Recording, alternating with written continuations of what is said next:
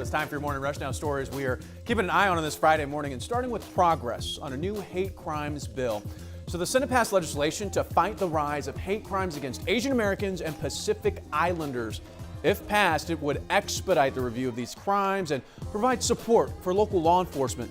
This comes after thousands of violent incidents were reported in the past year. The House is considering a similar bill as well. This morning, the hip-hop world mourns a legend. Shock G, leader of the group Digital Underground, has died at the age of 57. He was found unresponsive in a Florida hotel room. Digital Underground found fame with the hit The Humpty Dance. You remember that song in 1990?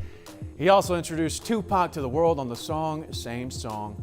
And finally here, a possible breakthrough to cut down on plastic pollution. Scientists at UC Berkeley designed an enzyme-activated compostable plastic that allows it to break down to small individual molecules that could be more effective than regular biodegradable products.